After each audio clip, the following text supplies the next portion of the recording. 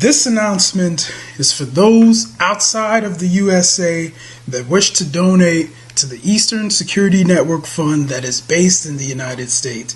Because of the fees that donators have to pay the bank when sending wires, we recommend that if you're sending less than $250, that you donate through the IPOB USA website. It's fast, simple, and less expensive for you.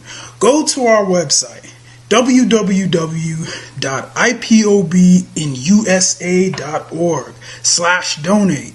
That is www.ipobinusa.org/donate and make your contribution. When it comes to keeping our people safe, every bit counts. After all, the security of our communities is our responsibility. Let's make this happen together.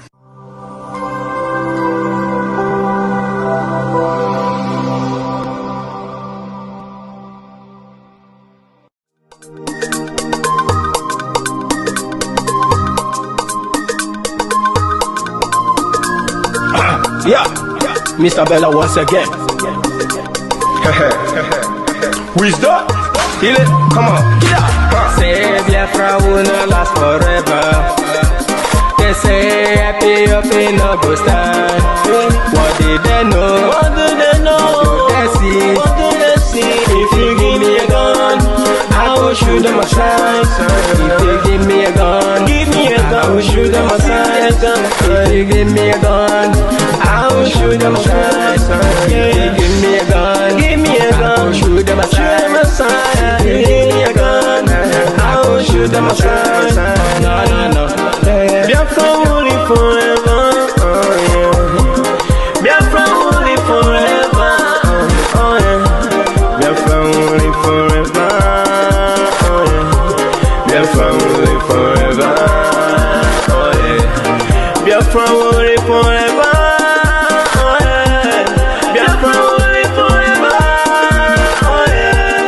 Biafra will live forever. Oh yeah. Biafra will live forever. Oh yeah. Ogerugo manige tetanura. The lovers of Biafra. This is the time we need to come together.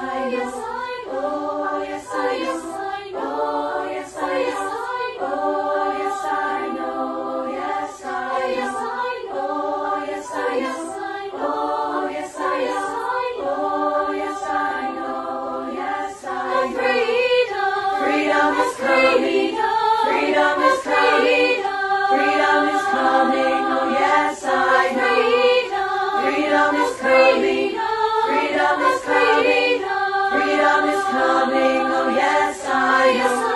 Oh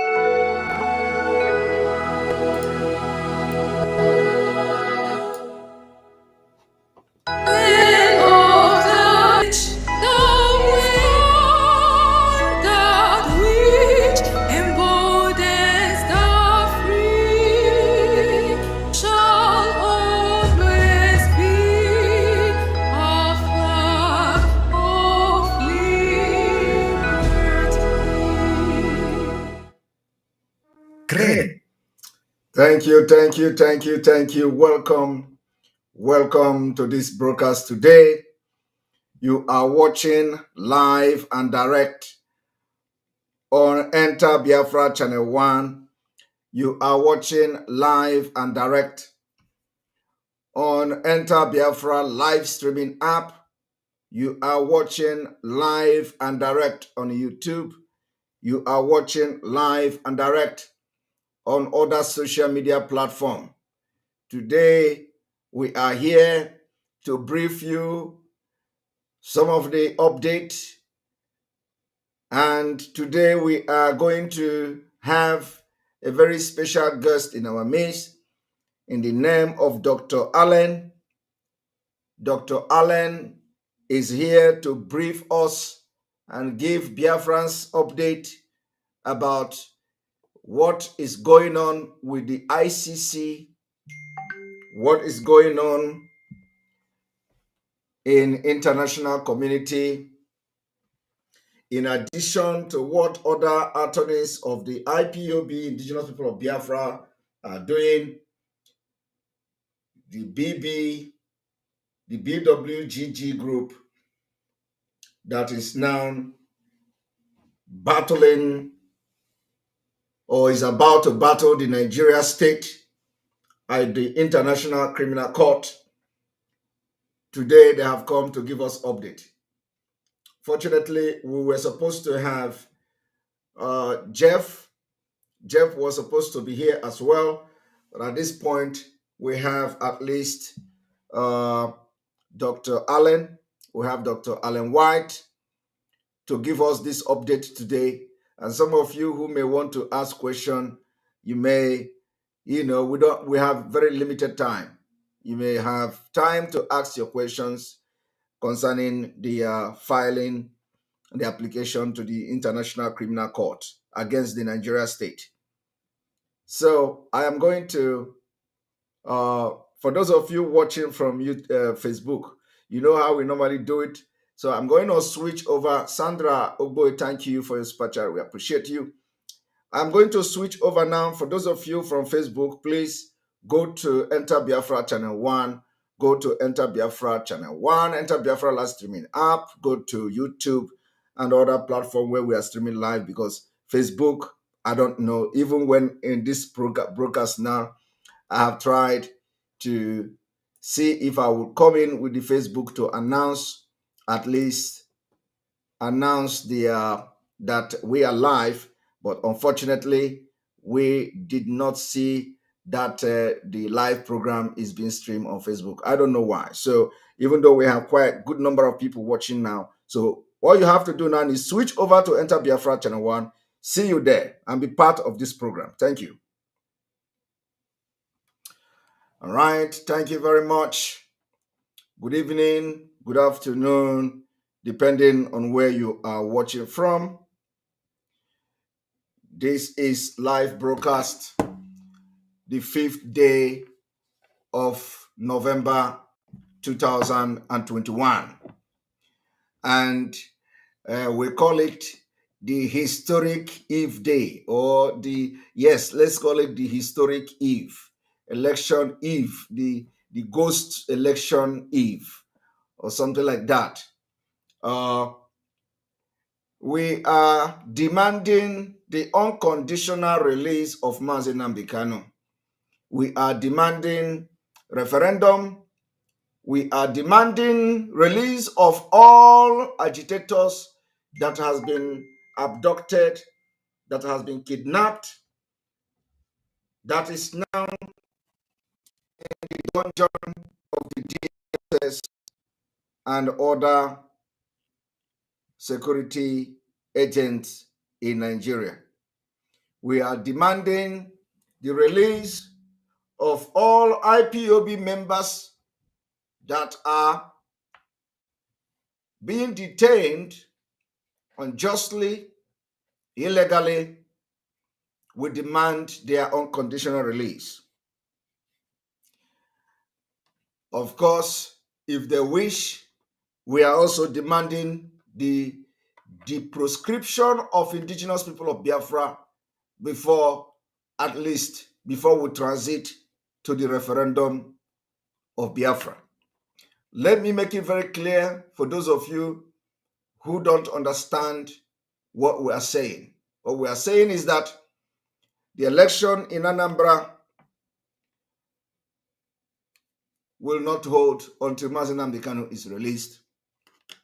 We appreciate those who have come to make it clear.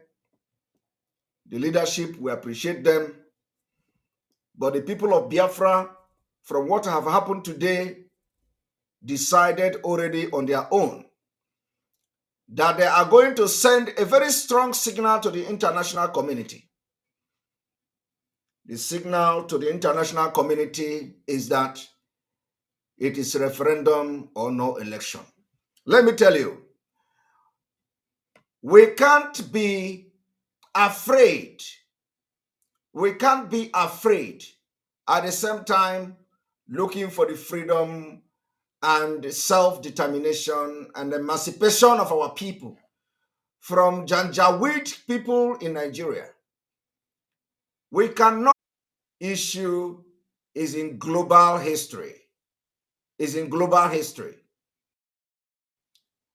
Biafra is issue that is globally recognized.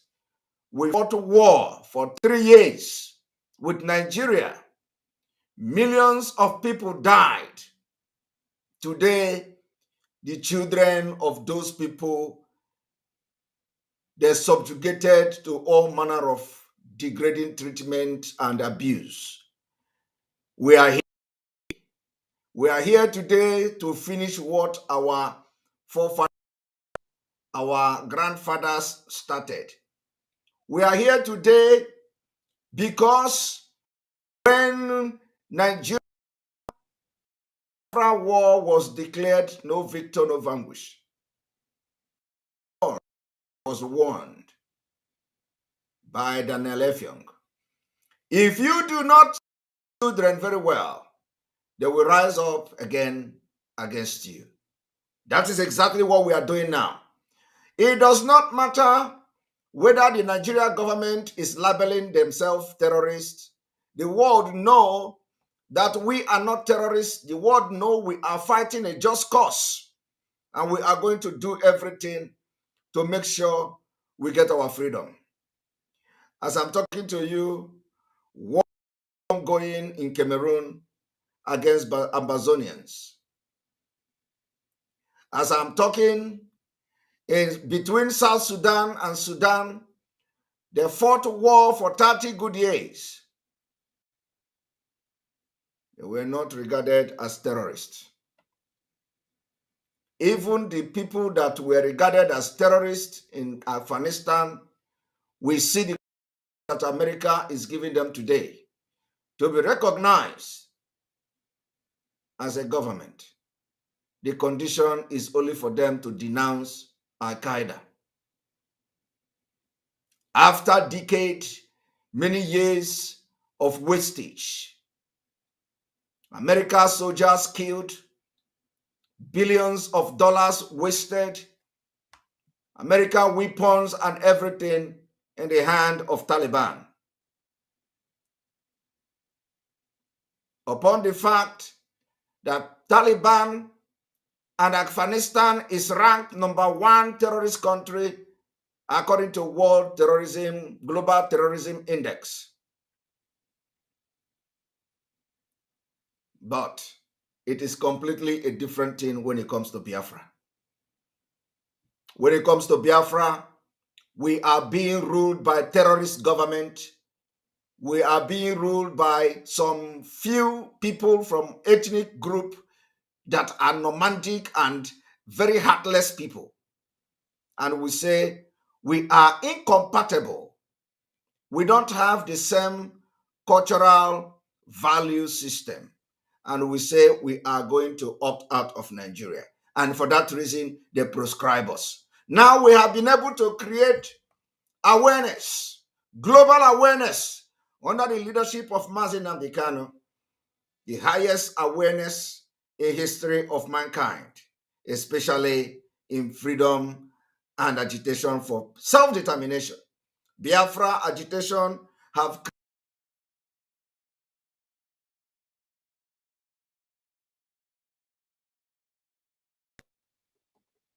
that scattered all over the world.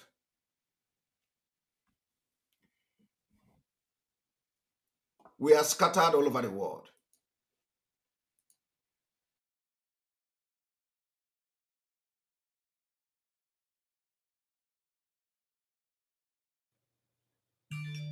We will continue the struggle. We will continue the struggle. We will not be moved. We will not be threatened. We will not be intimidated by any threat coming from anywhere. So when you are in this struggle, the only thing you have to focus is getting Biafra. Do not be afraid of that you are being called a terrorist. You are not a terrorist. You are not a terrorist. And the world knows that. The world knows that.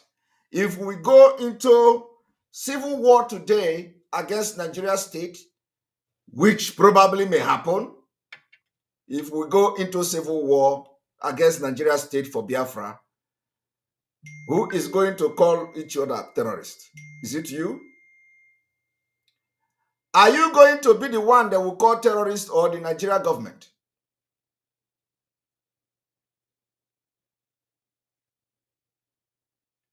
So, welcome to this program. Make sure you invite people and let us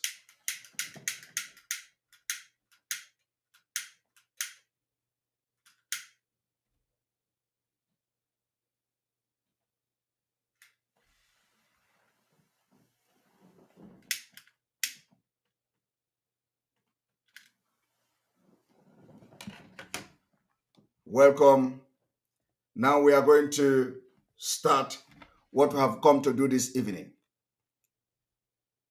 We read in the news that the United States is giving a statement about Anambra election. They want to see free and fair election in Anambra. How can you have free and fair election in Nigeria where you have over 34,000 policemen being deployed to kill our people? How are you going to have free and fair election in Anambra? Before we can talk about having free and fair election in Anambra, since we are going political solution, first of all, Anambra State must be demilitarized. All the military and security people in Anambra State must leave. You can't militarize a state and you want to have democracy take place. Two of them can never work together. So when you want to conduct election, if we're going to have a democratic or political solution, make sure that there is nothing in this life that will make election tomorrow to take place, because we need to postpone the election so that the leadership will go back to drawing board. The demand will be very clear. You cannot have a free and fair election when you have police and army everywhere, considering the record of the Nigeria police and the security agent. Very, very bad record.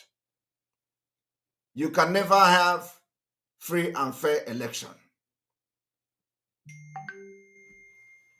So, Mazi Nnamdi Kanu should be released.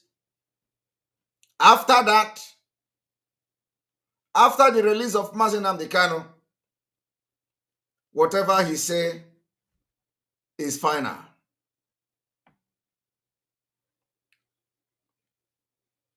Whatever he say about Anambra election is final. So we demand also the release of all the people that have been abducted and kidnapped by the Nigeria DSS. They are today languishing in prison and incarcerated.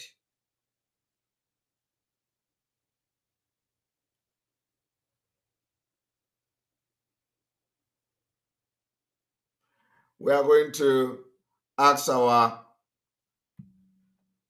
guests to come in. So we'll continue because after him, we are going to have the normal exposition today.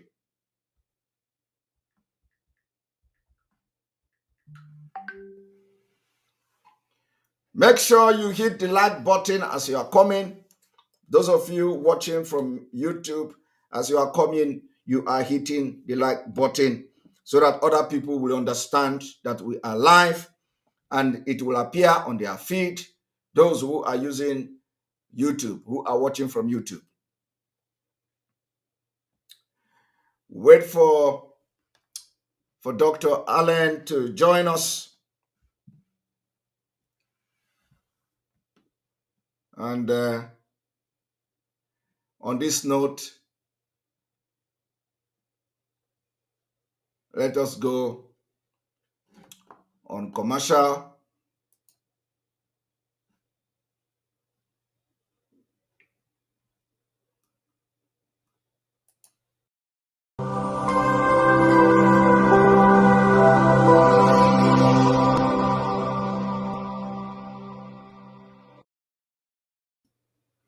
All right, welcome back. Welcome back. Dr. Allen, good afternoon from here. Good afternoon, Simon. Thank you for having me. Thank you. This is the second time you are coming to the program. Welcome you again. I know that you have been here before, and a lot of people may have seen you. A lot of people may have read about you. If you could tell us just a little bit brief about yourself for those who have never seen you before. Okay, thank you very much. You know, I'm a partner of the BW Global Group based in Washington, D.C., and we specialize in human rights issues, crimes against humanity, some government relations, and anti-corruption work worldwide. I have over 40 years of criminal investigative law enforcement experience, principally involved in international activities. My last assignment before I retired from the U.S. government, I was on loan to the United Nations-backed Special Court for Sierra Leone, where I was the chief of investigations, where I lived and worked in Freetown, West Africa, where I was responsible for directing all the criminal investigations, war crimes investigations of those people that bear the greatest responsibility for the civil war in Sierra Leone. Interestingly enough, it took us directly to the former president of Liberia, who created the Revolutionary United Front, who was subsequently indicted and convicted of war crimes. At the time, he was the first sitting head of state ever indicted for war crimes. And again, he was subsequently convicted, sentenced to 50 years. And his son was also arrested and convicted for torture related to one of our witnesses and witnesses of the Special Court for Sierra Leone, not directly, but indirectly related. And he received a 97-year sentence in the United States. So have vast experience in seeking justice and accountability in the international rule of law arena. So that's the experience I bring to the particular project that we have, that we're honored to work on behalf of the IPOB, and that was to seek justice and accountability and also engage in a human rights campaign, not only in Washington, D.C., but globally. So that's what we're actively involved in and have been doing since March of this year, when the leader reached out to us and signed an agreement with us, and we've been engaged ever since. Thank you very much for that in-depth brief. I wouldn't want to go into the Liberia thing and all that because a lot of people already have heard about how you handled it, and history is about to repeat itself. Now, we have been seeing recently, news on different platform about your organization filing some kind of document to the ICC, International Criminal Court, So could you tell us, what is going on? Is there an update from the September filing? Absolutely. We've, as you know, there's a lot of things that we're doing that are confidential. But what I can share with you was that we have collected evidence and information where we prepared our very first criminal referral to the Office of the Prosecutor at the International Criminal Court on 15 September of this year. And it was a confidential but a very comprehensive compilation of evidence we submitted to them that they received, acknowledged receipt, and are actively examining that information. And we'd also requested that if they had not opened up an investigation yet, to add this to the preliminary examination. However, we are actively seeking that they seek approval from the pretrial chamber to open an investigation specifically into the wide-scale and systematic killing of the civilian population, and most notably targeting the indigenous people of Biafra. Now, since that time frame, we have collected additional evidence, and we submitted a second referral containing criminal information and evidence to substantiate further ongoing and wide-scale systematic killing of the civilian population, and again, specifically targeting the IPOB. That was also acknowledged. It's being examined. And again, we are requesting that they formally open an investigation and look into what we are identifying as a genocide that's being committed by the Nigerian government and extremist Fulanis against the indigenous people of Biafra. Thank you very much. You said it has been acknowledged, and you are waiting for the ICC to open investigation. So I just want to for just for just a clarification. Is it that when the application is filed, they have to be after the acknowledgement, they have to now open the investigation for that particular case? Well, what the process is that they have to seek formal approval from the pretrial chambers to do that. What we are doing is providing them ample evidence to justify that request to open an investigation, and most specifically, looking at the, again, wide-scale and systematic killing of the civilian population, which is a crime against humanity and, quite frankly, genocide that we believe is being committed against indigenous people of Biafra. All right. So when this thing is filed, is it like something that anybody can ask and get information that some kind of complaint or application has been lodged at the ICC? Is it something that anybody can ask question and he get some information or some kind of feedback from the ICC? Well, we have gotten written responses, acknowledgement, as you typically do. And we've also gotten responses directly from the Office of the Prosecutor. And it is a process. And as you can imagine, we collected very sensitive information, and it's confidential. Certainly they have all the details, but it's not something that's publicly and readily available to the public for obvious reasons. We have confidential sources of information and evidence that needs to be protected, but the ICC is well aware of it, and they have that. And it's their obligation to examine and look at that. And we've done that under the protection of the ICC, so that sources and witnesses and methods and operations are not inadvertently disclosed or discovered, to protect the individuals that are involved. Yeah. All right. So we, the last time you were here, and I have also been privileged to see the release from your group. There are some other organizations you have mentioned that that were communicated officially.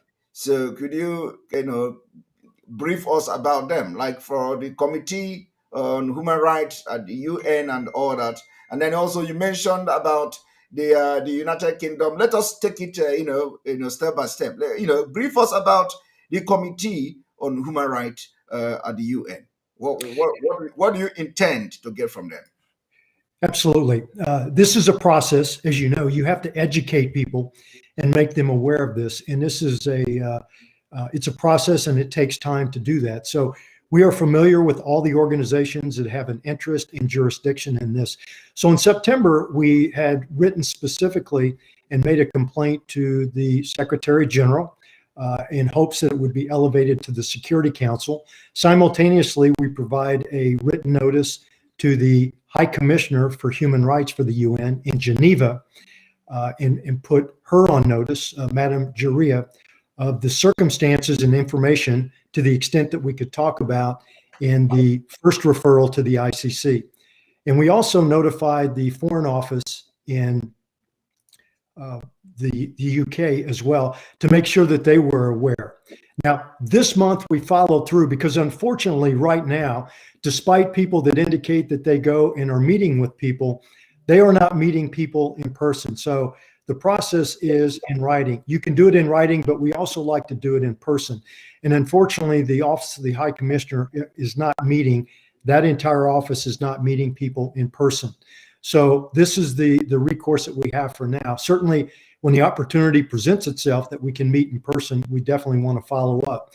So this second referral we made was a formal written complaint to the Human Rights Council, which is also falls under the Office of the High Commissioner for Human Rights. So that has been done. And what we're seeking is a independent commission of an international inquiry where people would be appointed, experts would be appointed to look into the wide scale and systematic killing of the civilian population, including the indigenous people of Biafra. So it's separate and distinct from the ICC, but we're reaching out to those entities that have a vested interest to look into this.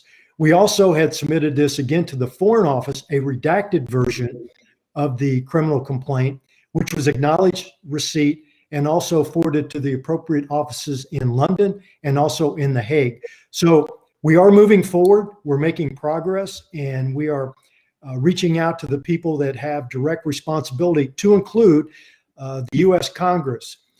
This actually last month, Congressman Smith, the co-chairman of the US Congressional Tom Lantos Human Rights Commission, held hearings and was entitled "The Balance of Human Rights and Counterterrorism." And what has happened, many governments have used the terrorism label to target their opposition.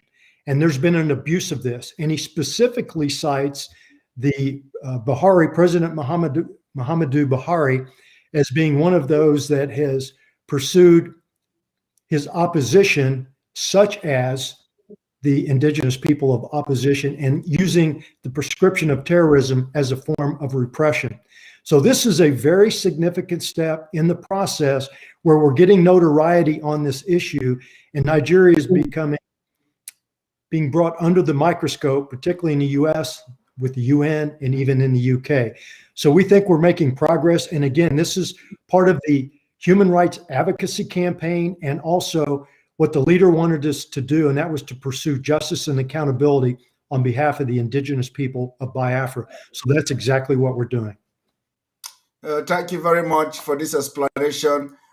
You know, a lot of people, you know, when you look at the screen, I'm just flashing the first communication to the ICC. A lot of people don't understand the process and the procedure of this ICC. So is it that you have to petition, like here, it says that the Bwgg petitioned the ICC expand the Nigeria government crimes to also include international rendition of the regime political opponent, which is Mazi Nnamdi Kanu on this. And there is the British citizens and all that. So is it that when you are filing a petition to the ICC, it is not, it doesn't, of course, can you explain more? Because a lot of people may think that when you file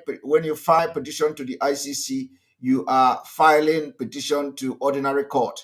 There is, I know at least there is something called the admissibility criteria or admissibility standard of cases in ICC. So could you just a little bit brief tell people what does that mean? When we talk about admissibility standard or admissibility criteria. Thank you.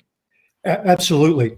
The International Criminal Court was stood up in 2002 officially, and it's really the court of last resort. And there are signatories, which mean people sign up to allowing the International Criminal Court to seek jurisdiction over crimes against humanity and international violations of humanitarian law under Article 7, which is the Rome Statute that outlines what the criminal statutes are. For example, murder, genocide, torture, all those types of statutes. Nigeria is a signatory to it. So the ICC does have jurisdiction over the government of Nigeria when in fact the government either lacks the will or lacks the capacity to investigate and prosecute those that are involved in crimes against humanity against their own people. So in this case, in 2012, the prosecutor of the International Criminal Court has the authority to open up a preliminary examination. It's a form of an investigation, but it's not formal. That preliminary examination was closed out on December 11th, or a report was issued on December 11th, 2020. The indication was they were going to seek formal approval from the pretrial chambers of the International Criminal Court to open up a criminal case, look into Boko Haram and also the Nigerian security forces who had committed atrocities. That has not happened yet. So the next step is to continue under Article 15 of the Rome Statute. It allows the prosecutor to receive information from non-governmental organizations or other credible sources, such as our organization, have experience and expertise in these types of matters, to provide information direct to the office of the prosecutor. So what we're doing now is providing them evidence to support a formal request to open up a criminal investigation into the crimes against humanity, and specifically the wide-scale and systematic killing of the civilian population, which is genocide, which involves the indigenous people of Biafra. We will continue to provide them information to bolster their request to seek a formal investigation or approval to open up a formal investigation. So that's what we're doing right now. We're going to continue to do this, but it must be credible and reliable information. And that's why there's a lot of referrals that go to the ICC and they end up going nowhere because they're not necessarily credible or reliable. In our case, because of our experience and practice, we are providing credible, reliable information and confidential so that they can see where the information is coming from to give it a further credible and reliable evaluation of the evidence that we've submitted. So that's the process. Meanwhile, there are other options we're looking at with the Human Rights Council to open up a formal inquiry, commission of inquiry. That could also bolster activity. And also we could seek UN Security Council sanctions for such action and involvement by the Security Council. So again, it's a process. It's not one size fits all. So we're looking at all the various options. And of course, we specifically highlighted in our September 15th referral, the illegal abduction, forced disappearance, which is a crime against humanity, and also torture and the illegal rendition of Mazikanu that was between the Kenyan government and the Nigerian intelligence services, where that rendition occurred. And that was back in November of, or in June 29th of year. And we were the first ones to go public in early July to announce this to the world. This is in fact was an illegal abduction. It was a forced disappearance. There was torture involved, and it was an illegal rendition, which has now come to fruition. So we were the first ones to go public with this to make the world aware of actually what happened. And that is now coming out, as you've seen the recent determination or finding in Kenya, where that in fact had borne fruit. So again, this is what we're doing. It doesn't happen overnight, but you have to understand what needs to be done in the process in which to pursue, and that's exactly what we're doing. Thank you very much. And when I look at the second filing, the second filing to this ICC, I noticed that there is this BWGG has fully communicated with the Foreign Office in the United Kingdom regarding both the ICC and the UN filing, and continue to seek increased cooperation from the UK regarding the unlawful rendition of IPOB leader Nnamdi Kanu. Can you give us a little bit more in-depth in-depth comment? What is it that you are trying to get from the UK Foreign Office? What are we expecting from there, from your experience? Well, since the leader, Mazi Kanu, is a British citizen, we have every right as the legal representative for Mazi Kanu and on behalf of the IPOB in the United States, and actually as an organization, because he signed the agreement with us, not just in the United States, but globally. So it's our obligation to keep them posted and informed of what we're doing to the extent that we can. So we did, in fact, provide a redacted copy of the referral, which they received and they acknowledged, and it has gone into the human rights section in the UK, and it has been shared with the African desk, and also it's been shared with the appropriate offices in The Hague. So they are taking this very serious. And again, it's our job to inform them. We want to keep them aware of what's going on and keep them engaged in what's going on so that they can support making sure that justice and accountability is sought on behalf of the IPOB and certainly Mr. Kanu. Thank you very much. And just for our viewers, I would want to bring this to the screen. One moment. When you look at this, what is on the screen, this is the first communication on the 15th of September 2021 from your organization. This is 15th of September, as you can see, 15th of September, Washington, D.C. Go down to the second page of this document. One moment. There is something here that says Congressman Chris, ranking member of the House Foreign Affairs Africa, submitted subcommittee stated genocide is happening right before our eyes. The United States and international community must do to more to hate the violent because the dire situation on ground warrant it, and because the people of Nigeria deserve to live in peace and freedom with their fundamental human right guaranteed. Now, the congressman, in related to the congressman's statement. Now, this is from Chris, and this was in September 15, 2021. Now, I'm going to bring another statement, another statement from Chris. I think in October. Then after that, I will ask you the question I want to ask. So let us go to bring this to the screen.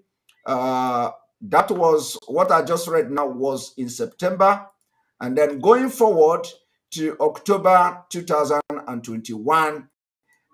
Congressman Smith, now did not only just talked about Nigeria. He did not only talk about the and all that going on in Nigeria. He did not only talk about the genocide going on in Nigeria. One moment, I don't know if you can see. Are you seeing anything on the screen? I am. You seen the document on the screen? Yes, it's small, but I can read it. Okay, I have to try to make it more. I think. Yes, I can see it. Yes. All right. One moment.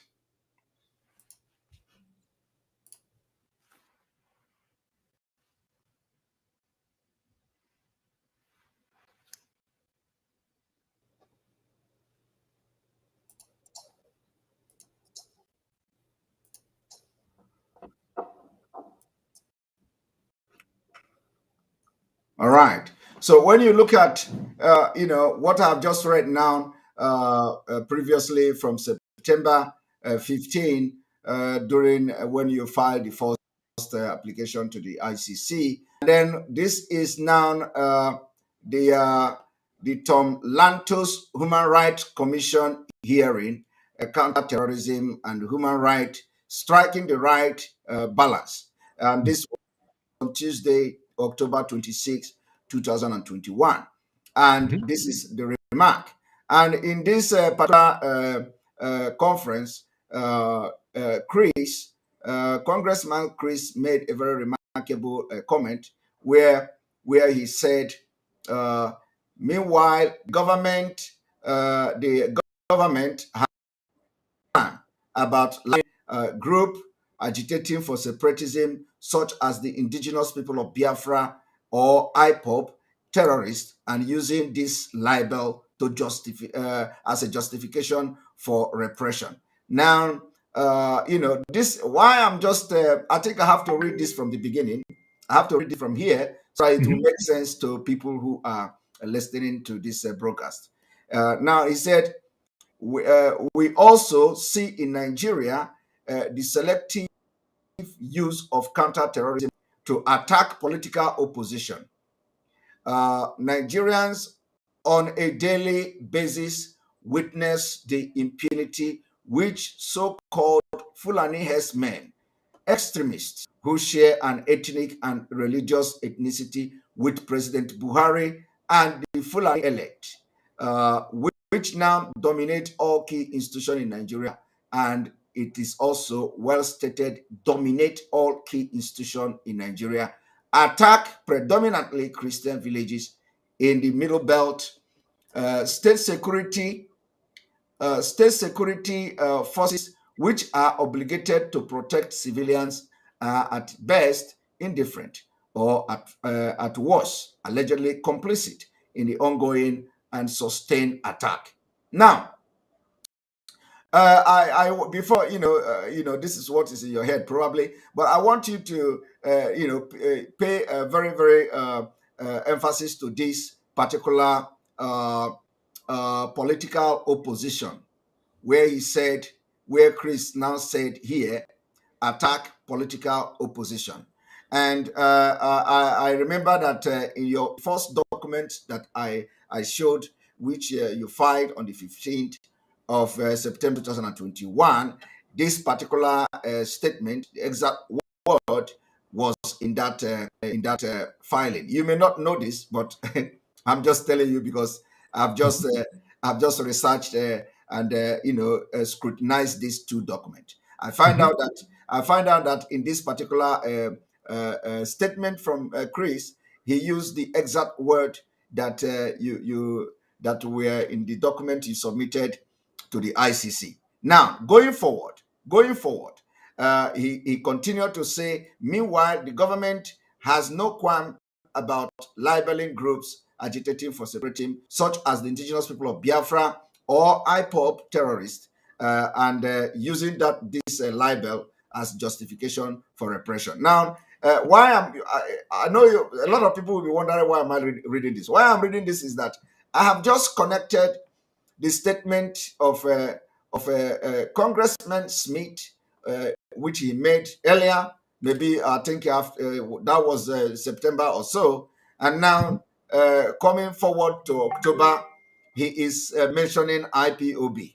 And so is it that these are part of the job you are doing for indigenous people of Biafra? Because I see some kind of similarity in the statement coming from Smith and the document submitted to the IC. And just before people think it is a propaganda, let me go straight to pull that particular first document that your group was submitted to the ICC. So because we are just talking about you file a document to ICC, you communicated the UK office, you communicated the UN Human Office and all that. So is it that there are other organizations, other individuals, powerful people in the United States and around the world that your organization are dealing with in this particular case? To is it as an influencer or as a lobbyist, or what do I call it? So what do you have? Do you want to make comment on this? This may be a very delicate one, but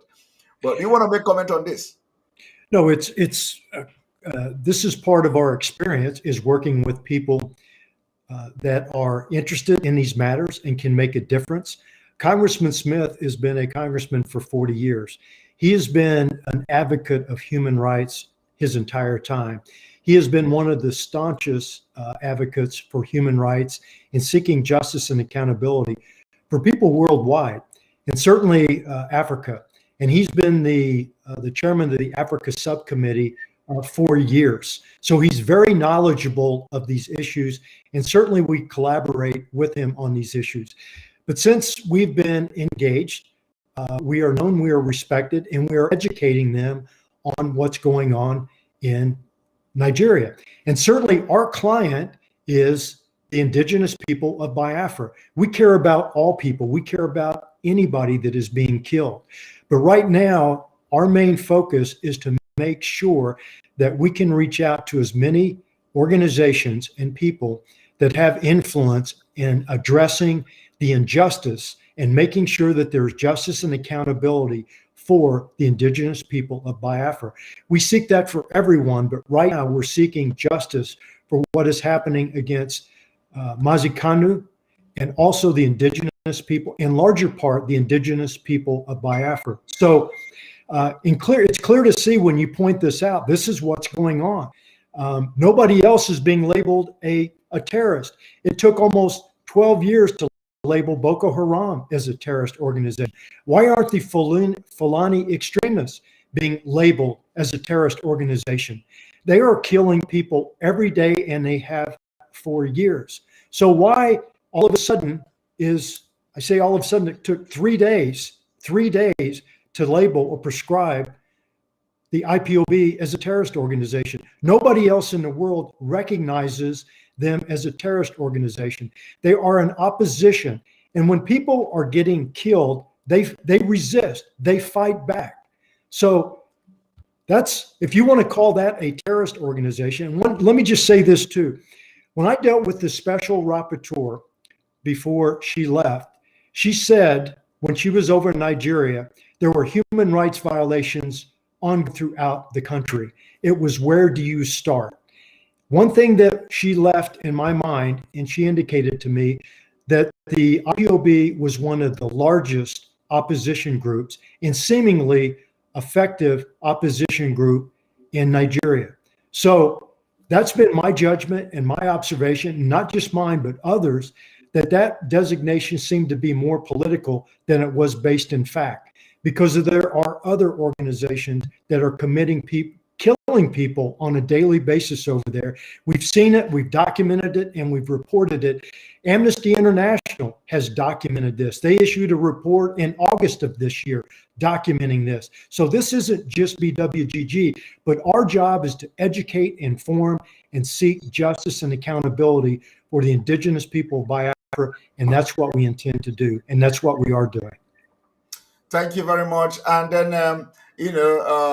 also, we saw in Washington time some time ago where they wrote something about opinion about indigenous people of Biafra. Because of your comment now reminded me about that particular article about opinion from a university lecturer or professor from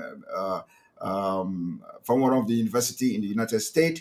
And we also noticed that your group intervened. Is it that whenever this kind of thing come up, in order to discharge your duty about defending and representing IPOB Biafra people. What do you have to tell Biafra? What happened in that?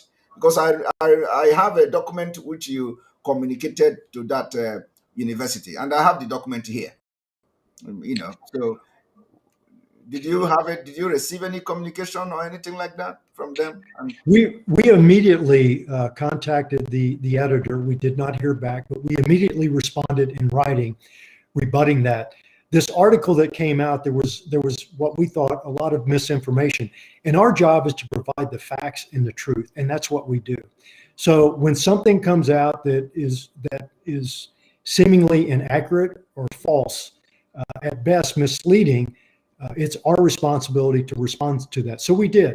And that's exactly what we did And nobody knows exactly the genesis of that article, but it was very suspect that it came out of nowhere and we didn't get any response back at all. So we think that the article was misleading, it was false. And again, nowhere else does anybody else recognize the IPOB as a terrorist organization. And let me just go one step further. 20 April of this year, the UK Visa and Immigration Office publicly put on their website that they identified that the IPOB as a group of people that were being persecuted and could seek asylum into the UK. Now, under international law, under Rome statute, you've heard me mention that before, Article 7, persecution is a crime against humanity. So the British government acknowledged that the IPOB people were being persecuted. They didn't label them a terrorist group. They said they were being persecuted, the IPOB. Now, the Nigerian government responded very forcefully to that, and they took that down off the internet, but it's still out there. And their policy is that anybody has the right to apply for asylum. But my point is that even as of April of this year, they were designated as a group of people, the IPOB, as a group that was being persecuted. So that doesn't sound like a terrorism organization to me. Nobody else. So there was allegations that perhaps somebody was behind that article to try to stop the IPOB and people like our group from being able to support and seek justice and accountability if they were labeled a terrorist organization in the United States. We don't know if that's true or not, but that was something that was brought to our attention. And again, nowhere else that we know of in the world are they identified as a terrorist organization. So that's exactly why Congressman Smith, the co-chairman of a congressionally established Tom Lantos Human Rights Commission, where he is the co-chair, highlighted this, specifically the Nigerian government as using the prescription of terrorist organization as a form of repression. And specifically, the reason why IPOB was mentioned, because they are the only opposition group other than Boko Haram, but peaceful opposition group that has been labeled a terrorist organization. all right. You also, thank you very much for that additional comment there. You mentioned in this your communications to the ICC and then also to the UK Foreign Office, you mentioned about the extraordinary rendition of Mazi Nnamdi Kanu. Also mentioned that your organization was the first organization to publicly announce that what happened to Mazi Nnamdi Kanu, the leader of indigenous people of Biafra, is called the extraordinary rendition. Now, I want to know what is the organization doing so far for the release of Mazi Nnamdi Kanu and to make sure that he gets justice? What we've been doing has been engaging whoever we can, the US government, the UK, because he is a British citizen, to make sure that they are aware that this was an illegal rendition. He was tortured and he was a victim of a forced disappearance. A forced disappearance is meaning that you are illegally detained somewhere. And that's also a crime against humanity under Article 7 of the Rome Statute. And then being illegally renditioned, which has now come out in a Kenya report. I believe you're aware of that. It was recently reported in Kenya that they did not go through the proper process. anybody is entitled to due process. And the fact that he is also a British citizen, the UK government, we wanted to make sure that they were aware. And again, as his legal representative and authorized representative in the United States to seek justice and accountability and to embark on a human rights advocacy campaign, which we're doing, we felt obligated that they were aware and asked them to do everything they can to intervene in this behalf. And from what we understand, that has been happening. They certainly aren't going to tell us everything, but we can see that there are some things that are moving forward, and we hope that continues. Thank you very much, Dr. Alan White. You have quite, addressed most of the questions, and so do we? But do we have any kind of time frame? When we should be expecting something, maybe from the ICC, because that's one of the major focus now. Do you from your experience, when do you think we should be expecting something from them? Well, it would be disingenuous for me to give you a timetable. What I can tell you as a BW Global Group is committed to this process. We will continue that process, and we will do everything within our power to seek justice and accountability for the entire indigenous people of Biafra and also the leader. That's what our agreement is. That's what we do, and that's what we're committed to doing. And as long as we have an agreement with the IPOB, which we do, we continue this process and work with the authorized representative in his behalf, which is what we're doing actively. And we're going to continue to do this. And we do think we will have success. And we do believe we have the experience in doing this and handling it in the proper way with credible and reliable information. And we will continue to do that. So please stay tuned. We'll continue to report on our activities, and we hope that something will break in the not too far distant future. We can't tell you what that is or when it will be, but we can tell you that we are going to be actively engaged to ensure that justice and accountability comes to the people of IPOB.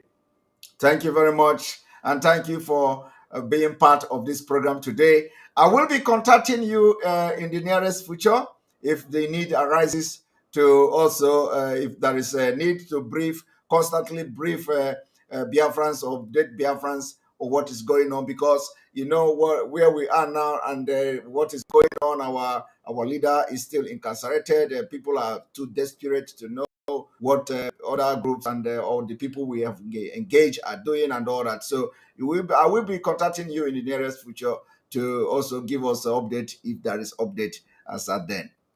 Thank you very much. I will be delighted to do so, and please keep the faith. Thank you. Thank you. Okay. Right. IPOB.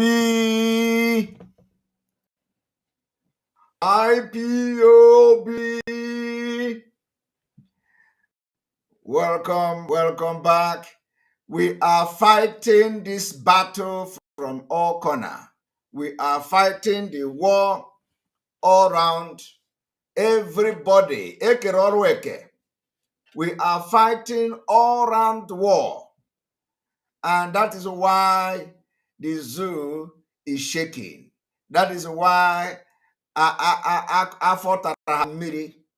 That is why they are scared of this generation of Biafra. That is why they are very, very, very scared of us. That is why entire Biafra has come to realize that the only option to live in this life is to make sure we reject anything Nigeria. Rejecting Nigeria from the election. Rejecting Nigeria from election. Rejecting Nigeria. Anything Nigeria, rejecting it. We will continue to reject Nigeria. And we know that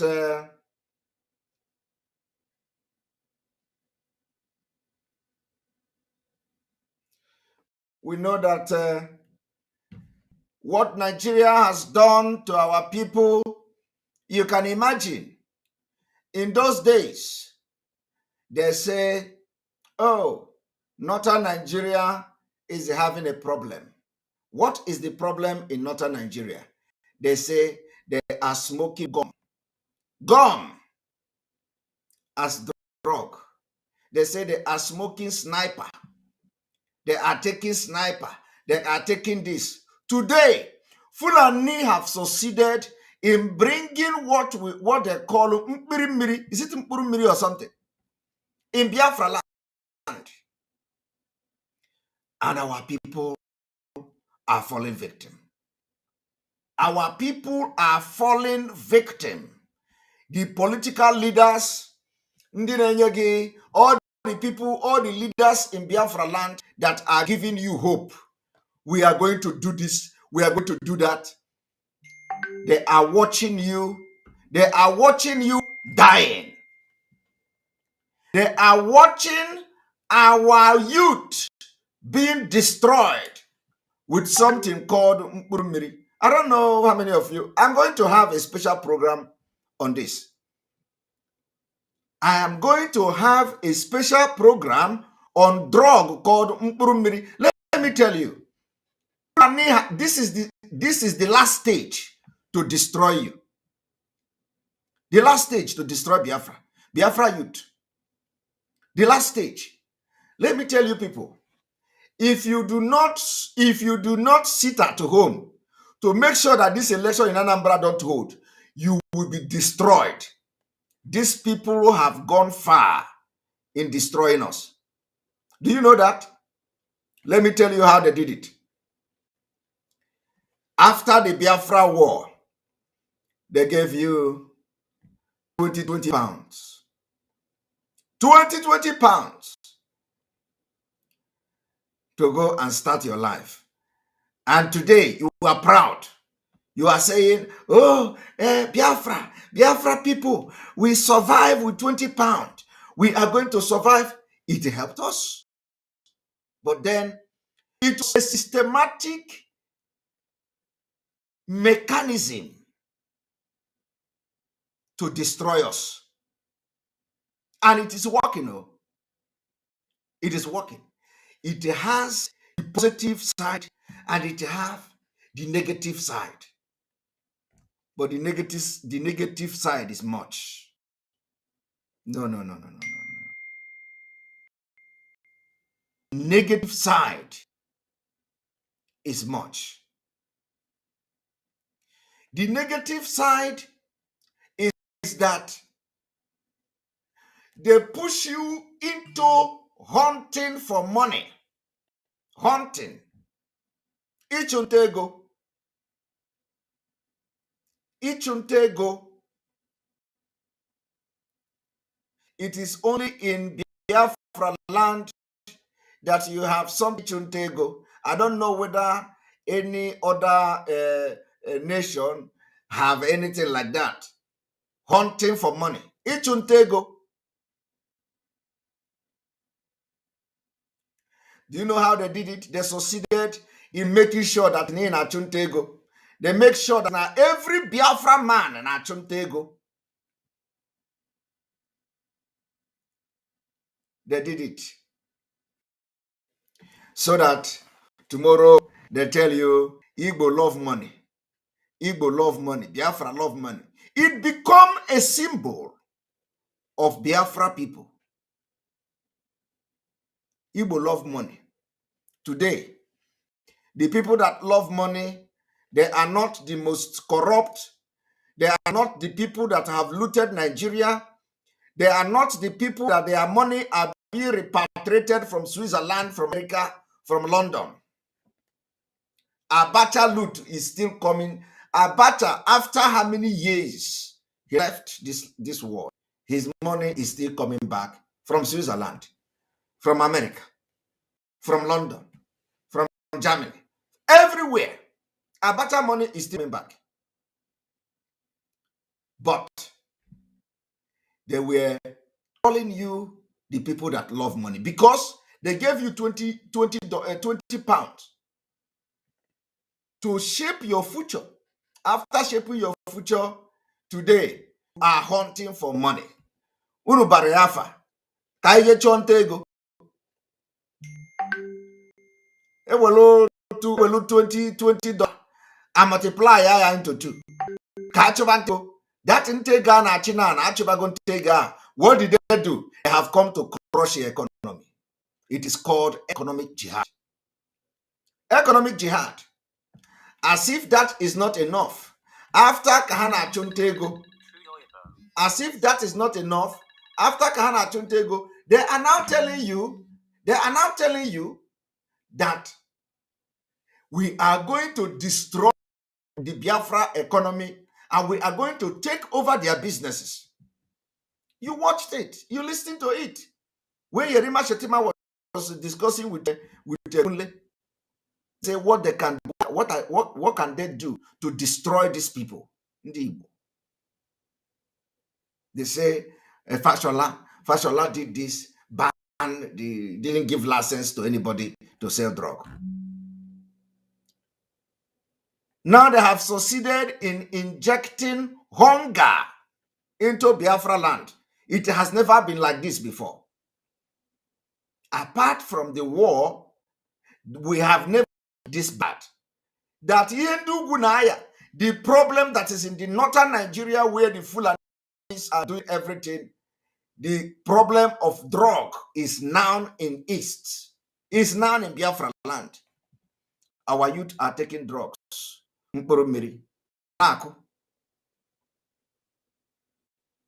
They have rendered you useless. Do you know when I told you? I told you people, if you not join hand now to liberate Biafra people, gone. We are gone. Because the level where you are now, where every youth is smoking mkpurumiri, where everybody is taking mkpurumiri, the youth, that is what Fulani want. They say, these people have enjoyed life. They are educated. Every time they are going to school, every time they are inventive, every time they are innovative, every time they are doing this, let us destroy them. Hardship, economic policy, they bring it up. You go to school, you spend 4 years, you spend your mother will do everything, will sell akara to send you to school. After finishing your school, you become liability.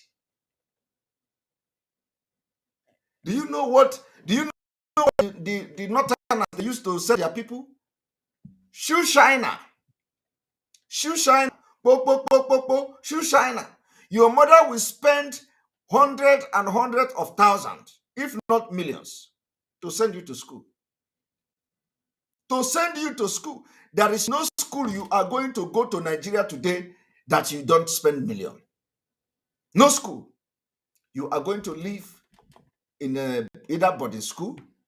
You are going to live by in your own house, rent your own student apartment. You are going to be free, going to be buying handouts for those who are in university. You are going to buy clothes. You are going to eat. You are going to chase women. For those that chase women, your mother will be selling one thing or the other to send you to that school. And when you begin to calculate the money, at the end of the day, you are spending millions. And how your mother will get that million, you don't know. Some of you, your father will spend. How your father will get that million, you don't know. It is miracle. It is miracle. Only for you to spend 4 years squandering the money of your parent that they don't have. After, oh my God, please, this guy stop. Say, why are you saying the truth? After you spend the money of your parent, you go to they will now send you to youth service to go and do the last punishment. After that, you come back to Biafra land and you become liability to your people.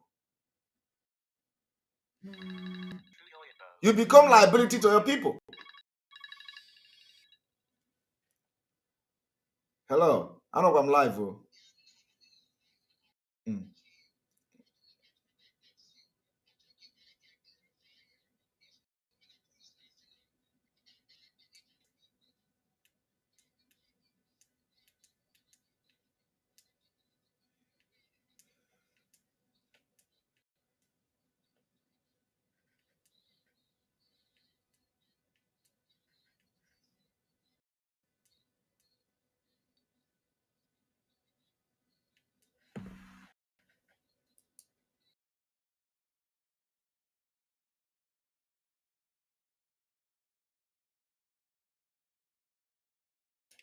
I'm sorry about that.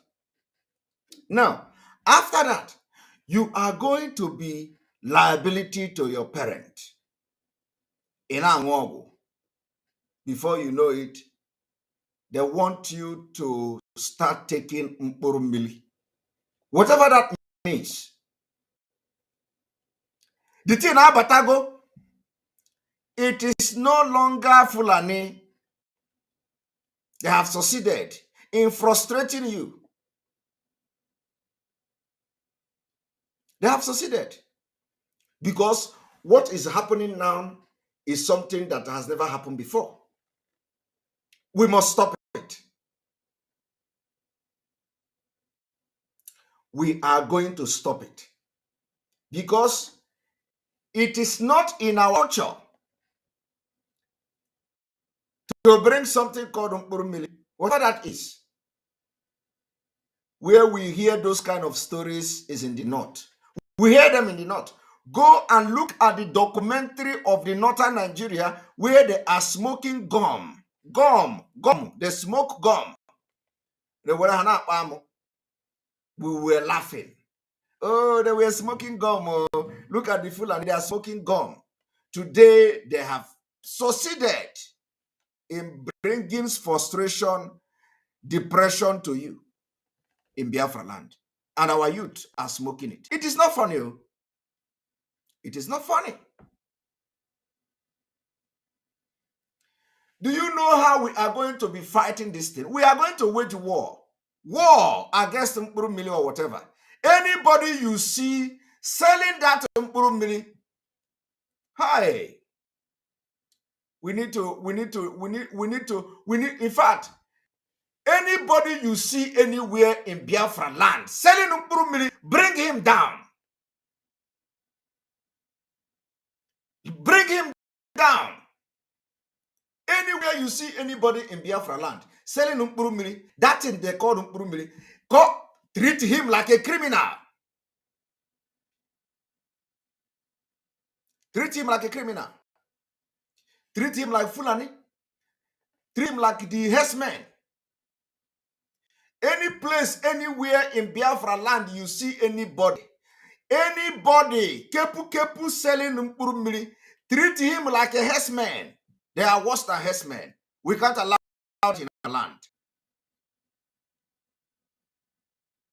We can't allow that.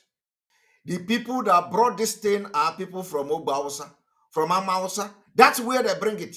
All these things are coming from there. They can never come and develop your land. They can never come and build 3-story building in your land. They can't build gate. They can't fence any land. They are bringing Mkpurumili. It is coming from Ogbawusa. It is coming from this Ogbawusa called Amawusa. Anybody you see from today, anybody you see that is selling Mkpurumili, treat him like Fulani. We don't need them in our land.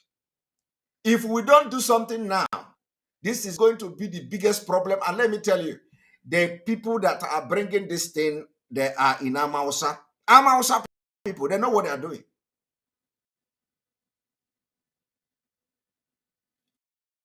Channel your energy there. If you see anybody, Amawusa, anyway, treat him like Fulani. Herdsmen. Treat him like a terrorist. We have not, you are not the only one that is frustrated. You are not the only one that is depressed. There is depression everywhere. So long as you are in Nigeria, the depression is everywhere. And you can't solve your depression by taking drugs. You can't solve your depression by taking drugs. That is why I said, Ichuntego. The only business you want to do is to start selling something that would destroy the future and generation of our people. Everything na Biafra land. If you don't deal with that person like a Fulani man, you are a fool. Today,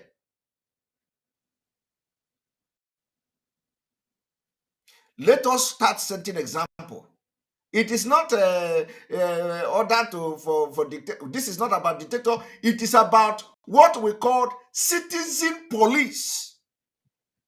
The government of Nigeria has failed. We need to live up to expectation. Take these laws into our hand. This particular law now of drug, war against drug, because the people you elected as leader, they are all idiots. They can't enforce the law. They are not interested in you. They are not interested in a sane society. That is why they are all fighting against Biafra.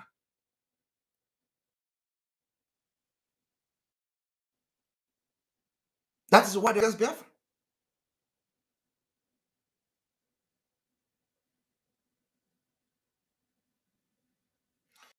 We need Fulani to destroy this land. We can't allow Fulani to destroy our land. We can't allow Fulani to destroy our land.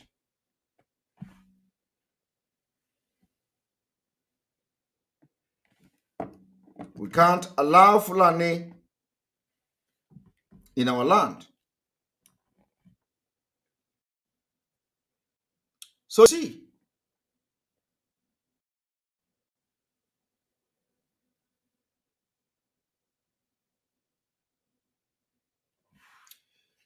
I want to, yes, thank you very much. I want to make sure that Ebunike have resigned truly, because I want to, and another one have resigned. We want them. We want Ebunike, if he will go down in the history of this mankind as somebody that was used by Fulanese, then he can come to Anambra and conduct election. He don't want to be back to be in the bad history book of Biafra. He should resign. If he resign, that is a very good decision. And any other person that is coming to Anambra, let the person come.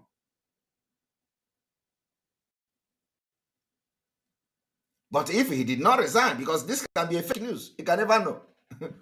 You can never know. It can be a fake news. Fake news is flying everywhere.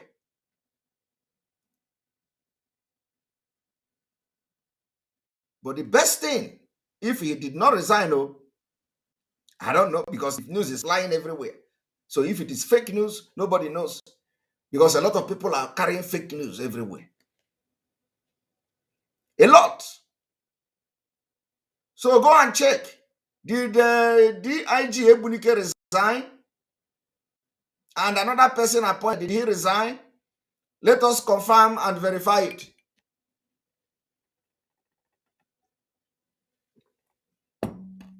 You see the work the groups are doing.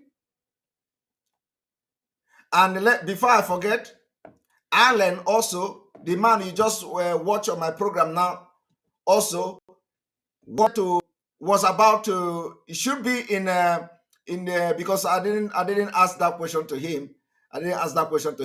Alan was to visit the UN, and he was to visit the UN, although they are not accepting people at the moment. Sorry about that. The UN Human Rights Group, which is in Geneva, they are not accepting person in meeting at time, probably because of the COVID restrictions and all that in the Netherlands. Yeah, this is something that everybody knows. So I think he got to mention that, because I needed to ask that question about visiting Geneva, since the last application he wanted to go in person and he could not go. So Alan just informed that he wanted to clarify about his traveling to Geneva, that they are not accepting the meeting in person at this point. So our people are working around the clock to make sure that you are not depressed and not going to take drug and are not going to take impurumiri. So taking impurumiri, some people are working around the clock to make sure that the movement, the Biafra struggle is going forward. And very soon Biafra will come. So why would you go and start taking drugs? Why would you go and say you are depressed or you are you are tired of life, you are taking drugs? Drugs can never solve your problem. Can never change it. Can never change it. People working around the clock to make sure that the struggle for Biafra, that something's happening. We have people, we have representative everywhere. Representative everywhere. So if anybody, if Ebunike have resigned, a good, congratulations to him. I hear that another person has resigned also. Congratulations to him. By tomorrow, in fact, make sure you send a very big signal to the United States. The United States, they are interested in election. It is time we get their attention. It is time we get Anambra State. This Anambra State is going to be an open door for Biafra. Let us use Anambra State election to attention and send signal to America, because they are waiting for free and fair election.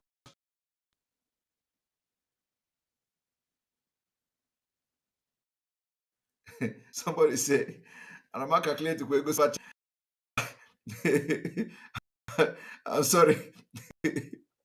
you see. Where is Ego Super Chat, please? I've been carried away by I've been carried away by what I'm saying. There's Ego Super Chat too. Thank you, Cyril. I won't do for your super chat. Anybody selling hard drug in the holy land of Biafra is a saboteur. Exactly. The person must be treated as one. We don't want drug. Go and warn them. Go and warn them in the street. Tell them that henceforth, if you sell drug in Biafra land, you will be treated as Fulani, because it is only Fulanis that do that. Only Fulanis. They smoke gum and do all these things. That is why when you look at them, they look useless. You cannot come to Biafra land and be looking like Fulani. We can't accept that. We cannot accept that. So, Anambra election is that we are going to use it to prove a point to America. I remember that since they want you see, okay, somebody made $50. Okay, right. Thank you very much. For those that did not show your super chat, I am sorry about that. When we go to by tomorrow, when everybody stay at home, they postponed this election. They will say, okay, election will take place not tomorrow again. And then it will give the leadership opportunity to go and rethink. Let the America ambassador or embassy in Nigeria understand that anya obi anya tagaki. Obi anya tagaki. Let the embassy understand that obi ataga anyi mmiri. Because we don't care anymore. And let me tell you, afraid of what? We're afraid of, they want to call us criminal. They want us, what the hell? Let them call you whatever they want to call you. Let them call you criminal. Let them call you terrorist. Let them call you whatever they want to call you. We are not fighting for independence and freedom with a clear eye. And our case is in the global awareness. We fought war, civil war in Nigeria for 3 years. Did you call Ojukwu terrorist? When Ojukwu was fighting war, did you terrorist? I am asking you. Did you call Ojukwu terrorist? The only reason why that war the way it ended is because we were not scattered all over the world like we scattered today. So let this war happen. It can never even be possible. It can never be possible. You think that it is this thing they are doing? Huh? Is this thing they are doing? Parade in the street. You think that it is this? I told you, they are going to leave Biafra land in shame. Go and ask them. Are they not living in shame? It doesn't matter how many people they kill. It doesn't matter how they're abducting our people. They are going to get tired abducting. But let me tell you, they are going to leave Biafra land in shame. Shame will catch them. If you come out, you are sacrificing yourself because they are looking for evidence. They are looking for who to kill to say is happy. If you come out tomorrow, as you are coming out, go and write your will. What we are asking for is that it must not take place tomorrow. So that if we are going to re-strategize to come out, we are going to build and rebuild the strategy. But not tomorrow. Not tomorrow. You see, that is how I have been warning you. As I'm talking to you now, there is still kepu that Obi Kubana in DSS. Obi Kubana is still in DSS. Do you know how many people is paying their salary? Do you know how many people Obi Kubana employed? They say tax fraud, tax fraud. How many people is Sheku Gumi? How many people is payroll of Sheku Gumi?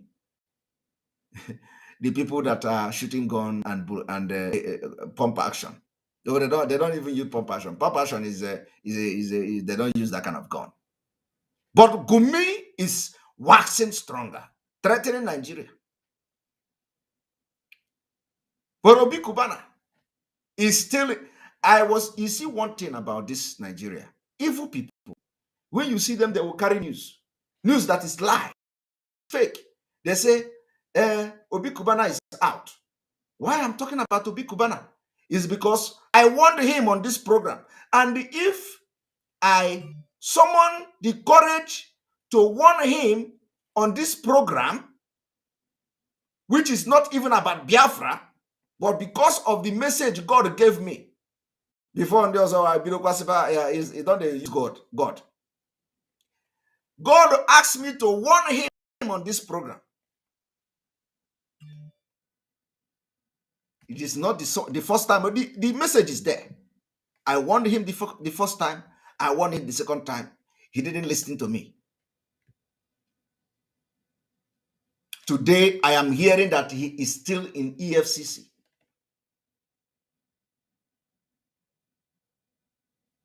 He's still in EFCC.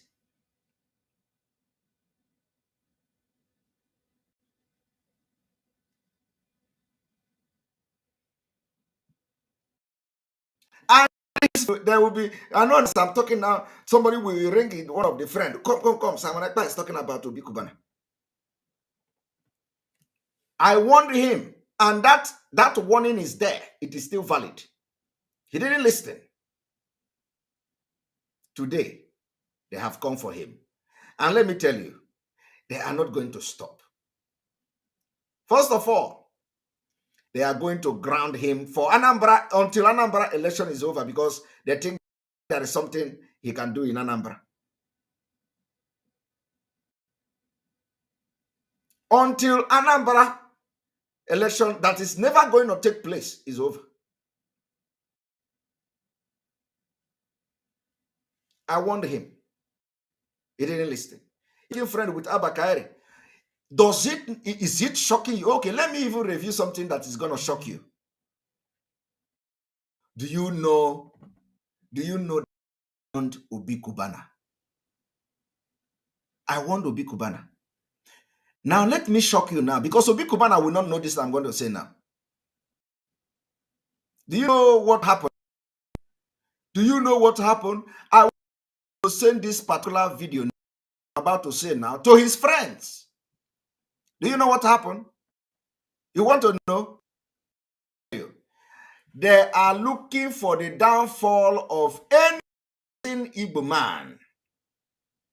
Anybody make or you know, they want everybody to fall down. So what did they do? They went to Abba Kaere. They told Abba Kaere, you know, this guy is your friend. Tell us the secret you know about him. Tell us how he run his business. And because Obi Kubana now found somebody who is DIG now, Nina Kwatelo. So he is bringing him to come and wear the same cloth with him during the mother burial. So Abba Kaere will, you know, say, why not? Give them tip what to do and one or two things to do. The same day Abba Kaere came out, the same day they announced that Abba Kaere is back, is the same day they capture Obi Kubana. You don't know this now, but I'm telling you now.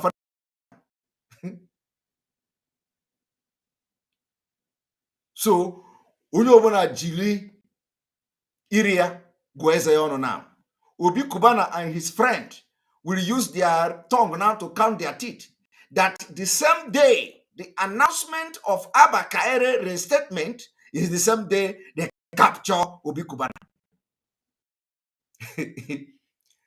You see, when the one I open is the one,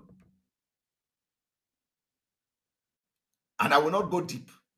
I will not go deep again because I did not come here to talk about Obi Kubana. But I have just released a bombshell now, which they are going to work with. So let Obi Kubana friend go and work with what I have just said now. The same day they capture Obi Kubana is the same day they restated Abba Kaere.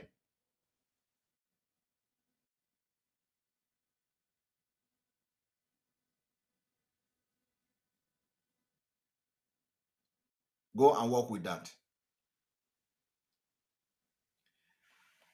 We are going to come back again in the midnight or maybe early in the morning because I know now no giruju. The length time have started. Let everybody lock himself or herself inside their house. Tomorrow, no movement. If you don't want to die in the hand of the DSS, do not come out.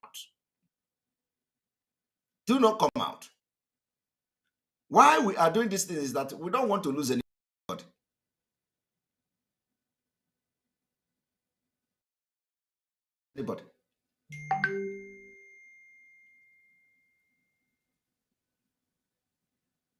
We don't want to lose anybody. But if you say, no, you say you want to come out, vote tomorrow, the Nigeria state, the DSS Nigeria will kill you. And they are ready. If you don't come out, you have done the best thing to your generation. If we succeed in making sure that this election did not take place, like today, my cap is up for Biafrans because Anambra State was, you know, that dry. Everywhere dry. No military. Anyway, not the picture. I don't see no military. I did not see no police.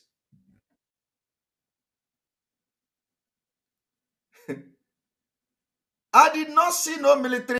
I did not see no police. Did you see them?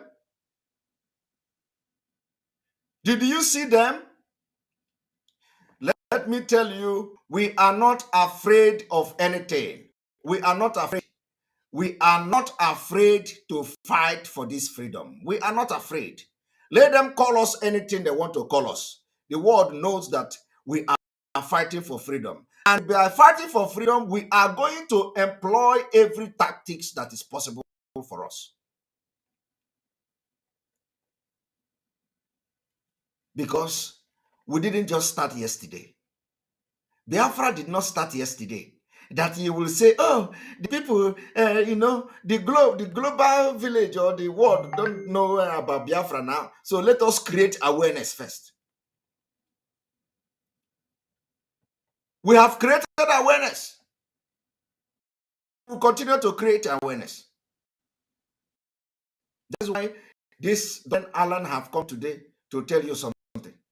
We will continue to create awareness and will continue to move forward, and we are not going to be afraid of anything. Nothing. We are fighting for survival, my people. Survival. Survival. They call you terrorists and they want you to go out and vote. Let them first of all bring out all the Biafrans that are now in their dungeon, in prison for doing nothing. Some people are there for 10 years, no trial. In Anambra State, some people are in prison for 10 years, no trial in Anambra State. Is that a government? Is that a government? I am asking you. Go to prison in Anambra, you are going to see people that are there for 10 years.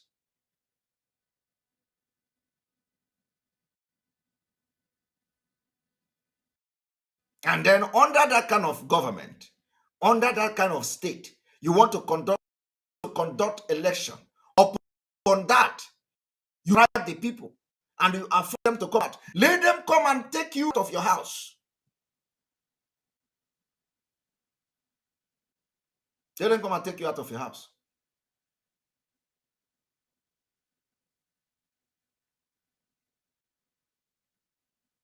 You see, that is what we are doing. I am telling Biafra people who decided that they have taken this thing upon themselves and demanding for the release of Mazen Kano and the referendum of Biafra. This is the only weapon we have. Every day they will tell you hunger. Oh, hunger. Hunger is killing us. Oh, hunger is killing us. Oh. You are going to what the Fulani did.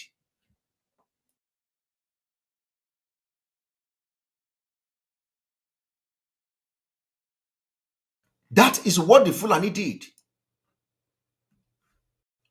If you are waiting until hunger disappear from your body before you can take several disobedience action to save your future, you are just a very big fool. All this you have been fighting hunger. How many years are you going to fight hunger? You fight hunger since you were born. You are fighting hunger. And then some people will come and tell me, we know it is not good. We know things are hard. But ndị Igbo na-atụ inu a ga-ewere mgbagbu ghara ọgụ is a very deep adage because you are hungry. So everybody should be a slave. We should continue to be slave in Fulani land, in Nigeria, because of hunger. And they did it on purpose. It is working. They have captured you or succeeded in trying to capture you from all corners. Go to the farm, they capture you. Farm agriculture, they capture you. Hunger, they capture you. If you want to do this, they come. If you want to do that, they come. Now it is no longer. The Fulani is the one advocating. I said before, anytime Fulani is pushing something for you, run. You hear them today. You know why I have not commented on the lawsuit they are filing?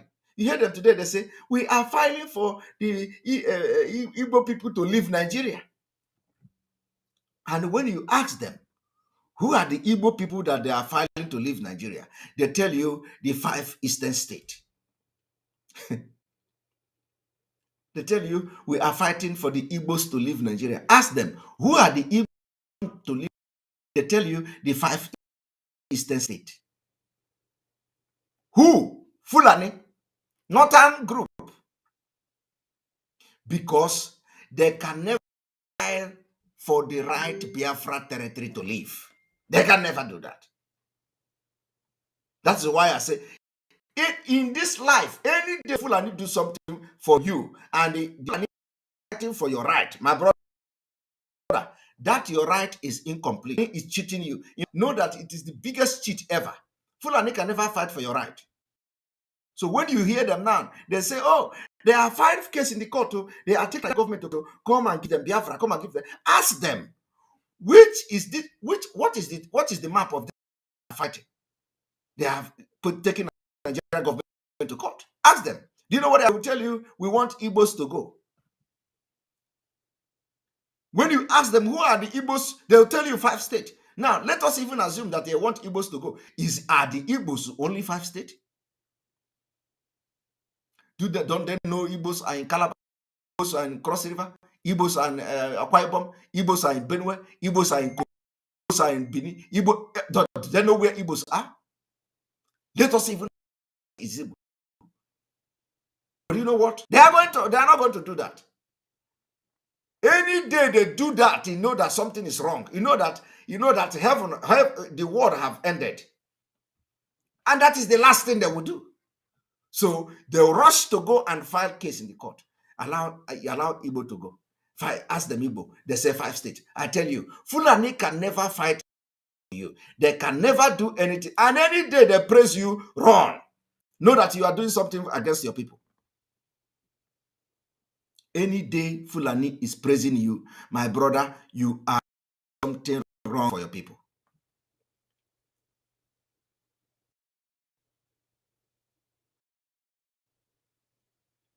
We are going to end here. Early in the morning tomorrow, we are live. We are live. You see, let me tell you, if you see any INEC, in fact, don't allow any movement of any INEC thing anywhere in Anambra State. After that, let us send a message to America. Tell America that we have spoken. What we are demanding for us, America, ask them question. Why didn't this election take place in Anambra? Let the people tell them that Anambra people, they are part of Biafra and they are demanding the release of Mazi Nnamdi Kanu, say election will not hold. They are demanding the release of all the people that are being that are abducted and put in prison without trial. We are demanding their release. We are demanding for referendum. That is the reason why election did not hold in Anambra State. And let America hear it. Because they have shown us. They say they want to see a credible election. And let me tell you, you see where Abdusalami Abubakar is the one always coming to sign peace pact. These are the Fulani sponsor, the sponsor of terrorists in Nigeria. Abdusalami helicopter was the one sponsoring dropping weapons and food to bandits in the forest. His helicopter. What that thing Dr. Man Lafia said, that the helicopter, their plane were flying through the COVID-19, they were carrying dollar, they have dollar everywhere. It is Abdusalami Dr. Man about. Today, he was in pit pact in Anambra. He's the one who signed pit pact in 2019 between Atiku and the dead man in Aso Rock. He's the one always signing pit pact. But do you know what? They are sponsor of Fulani terrorists. Mayete Allah. What did they do? He came out to say, I did not know that my plane was hired. And so what? So what did the government do? They did nothing. They did nothing. They did nothing to him. This plane is dropping weapons to killers, herdsmen and bandits. Is the one signing peace pact. What kind of peace pact are you going to sign? When your helicopter is dropping weapons. Do you know why they want to sign peace pact? They are trying everything to hijack Anambra State and unleash terror on us. We can never allow it. We can never. If we have decided to adopt political solution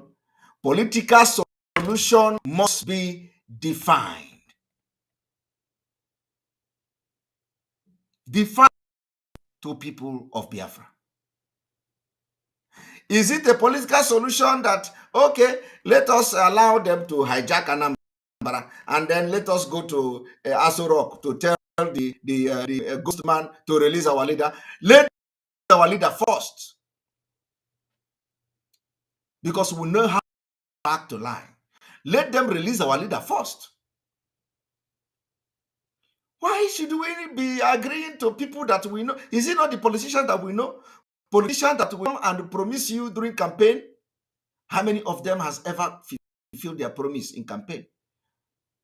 Even to build, will come and promise you, oh, let me have this election, I'm going to build the road. After having the election, look at Enugu Onitsha Expressway. Did they not promise to do it?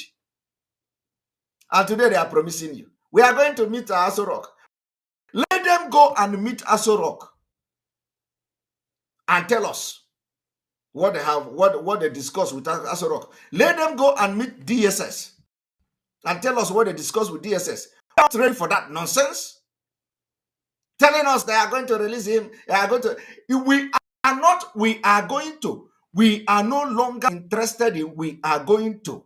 It is release. It is we have released. We want to hear we have released. We want to hear they have released. And not we are going to.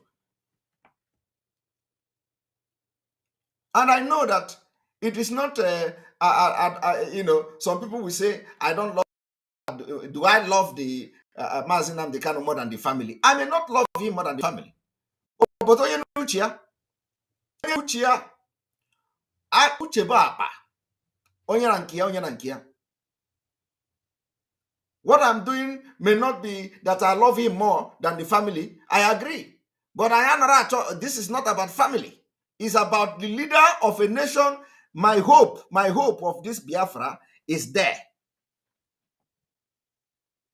So it is not about family. The family their own, we agree. It is it's a normal thing. But that does not mean that I cannot do my own. I am doing my own. We are doing our own. This is not a Oburi. So, but do you know what? With you, with me, we are going to win. Together. Once we make sure that tomorrow nobody come out in Anambra State, that is the end. We have won. And if they do PIM again, we will command chicken and goat to disappear from the street. Any day they call the election until Mazi Nnamdi Kanu come out. How can we be here talking rubbish that you are even alive today in Anambra State? Mazi Nnamdi Kanu made it possible. Do you know that a lot of you could be in IDP camp by now? Between 2020 December by now, some people in Anambra State would be ending in IDP camp today. It is Mazi Nnamdi made it possible. So why would you want to enjoy election? Why would you want to go and queue in line for you to elect somebody that is going to kill you as well? Like they are killing in Imo State. No. If you do that, I'm just telling you to wake up your subconsciousness. You can't do that.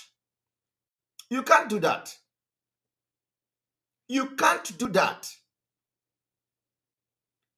Go and ask people in Benue State, in Middle Belt. Go and ask Katsina people. Go and ask people from Buhari's town. Go and ask them. They are crying every day. They are being kidnapped every day. They kidnap them. They kill them. And it is because of Mazi Nnamdi Kanu. In Anambra State, you did not end up in IDP camp. And today somebody is telling you I am going to, just don't worry, go and vote. As if you come to Nigeria yesterday. You don't know what is Nigeria. Politicians come and tell you, come, wait, we are going to talk, we are going to engage, we are going to do. People that cannot even do nothing since they become politicians. Ordinary representative to go and sit in where they discuss about Anambra election. No Igbo man was there. And they are not talking. They are not recognized stakeholder in Nigeria. But let me tell you, that is the fact. These governors, we can never trust them. Now they are running helter-skelter, they are running pillar to pole because Fulani na chahokunike. Fulani are telling them, you are losing it, you are losing it, we don't trust you anymore, we don't trust you anymore. They did everything, only God knows.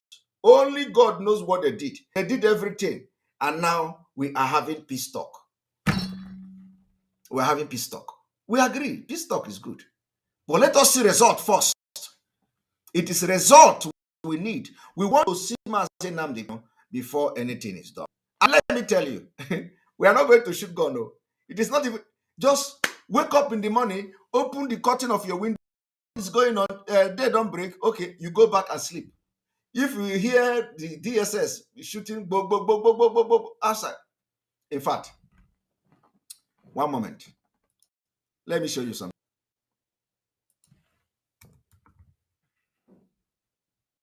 Let me show you something.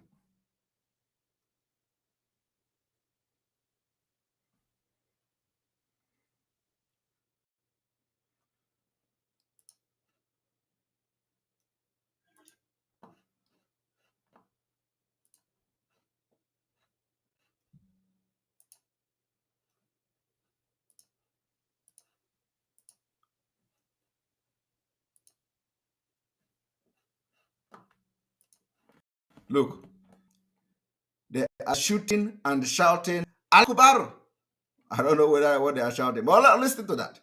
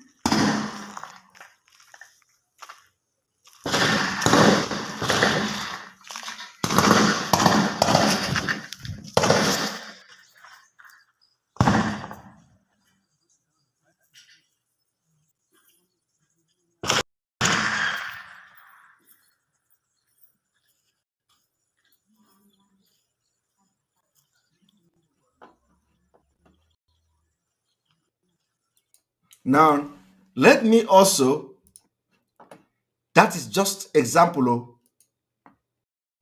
That is just example. Now, let me also show you another one.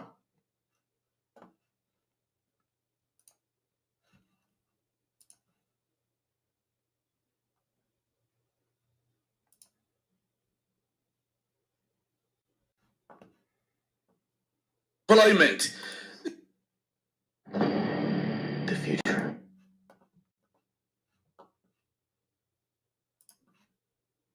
Welcome back to Radio Now's Urgent Conversation, coming to you live from Channels Amphitheatre in Lagos.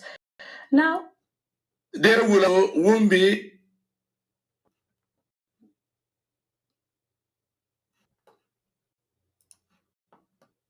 I want you all to listen to this.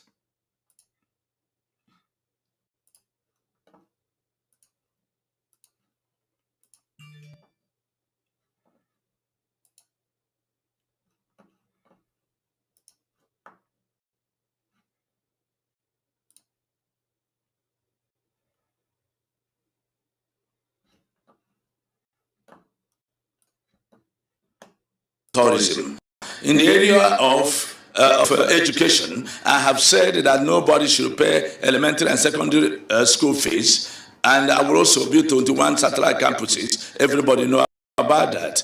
I also, in my first 6 months, I'm going to do, the moment I become the here and don't know of governance, if you're given the power and given the authority to govern your state, you have assumed the father of that state. problem we have here is we have problem. Let me.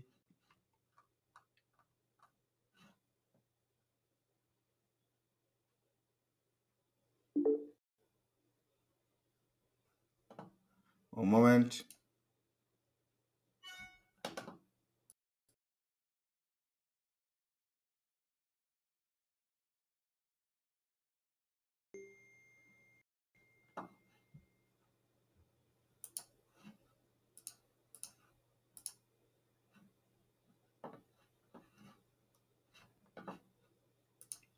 I want you to listen to people, somebody who is contesting election in Anambra State. I want you to listen.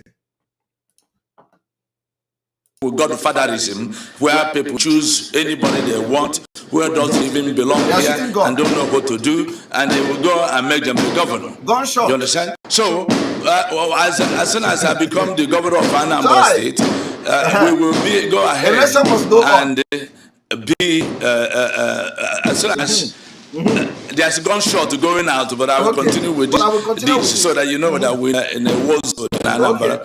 The moment I become the governor of Anambra, you see, the height of irresponsibility. This is it. The height of irresponsibility. Irresponsibility. This is the height of it. Irresponsibility. Gunshot was going on. They were shooting. Bo, bo, bo, bo, bo. And he was panicking at the same time. He wanted to continue. Let us continue. This is the man who wants to be governor. Let us continue.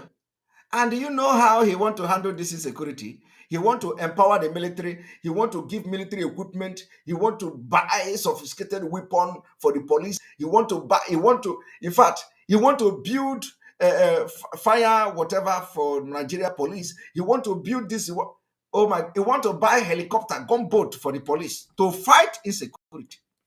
That is his own method.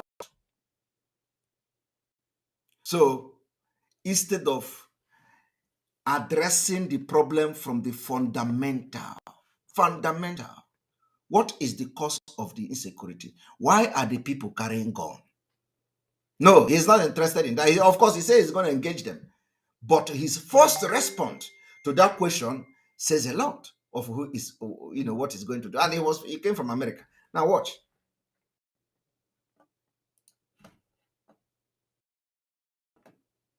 The background there. It does sound. It did say that they are gunshot. Dr. Maduka has just confirmed. there's gun going out, so that you all know.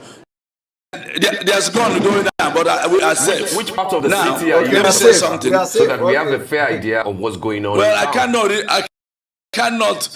that in the TV for security reason. But let me just go. You cannot tell that for security reasons. And he wants election to take place. The only thing these people are in is election take place. And he cannot freely tell where he is. How can you conduct a normal human being? Normal human being want to be freely agitating or advocating for election to be conducted in a very fragile state like this. Is that person normal? No, I'm asking you. So if now, you a human being go and have election, and because you are desperate for only God knows, gunshot is, you say you are in a state of war. You cannot even be free to tell somebody where you are because you are already a dead man walking, because they can kill anybody anytime. And that is the center, that is the state you want to contest election. Because there is possibility to make sure that the station is down. But he don't want the tension. No. He said, even if you are throwing bomb now, let us have election. Even if, because he is safe. He can't tell where he is. He wants to go out. This man cannot tell in the open where he was broadcasting from. But he wants election to take place. He wants people to come out in Anambra State to vote tomorrow. He cannot tell where he was. That is the evil already in him before even becoming or before even being elected, if they are going to elect this kind of person as a governor. He is not thinking about what about people in Anambra State, those women and the poor people who cannot have protection where they are. He cannot think, how are they going to go out to vote when this kind of gunshot is being heard everywhere in Anambra? He don't care. No. We are going to go on. Let us continue. That is gunshot too. Let us continue. We are at a state of war, but let us continue. He is not asking and addressing what is going to happen to people who are not opportuned to have DS with their modern weapon protecting and shooting at the people that will come to kill them. I want to show you something. You see, it is not about, I told you people, it is not about this man came from America. I don't know him. It is immediately you join Nigeria, Nigeria spirit will possess you. You will become satanic. Because what this man displayed here is just a symbol of satanism. How can you not care about other people? You cannot even tell where you are because of security reason. But you want people to go out tomorrow to vote. People, what is it? Is Satan not? What are we going to call him?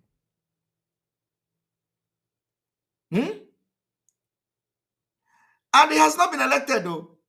Nigeria spirit already possessed him.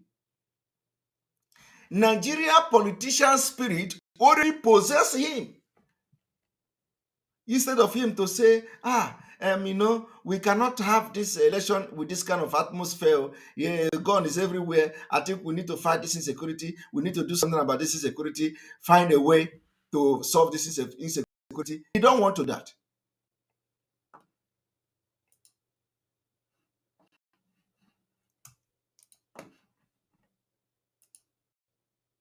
Governor on Saturday. How will you tackle that? Okay, thank you. I've said this from the beginning of the interview.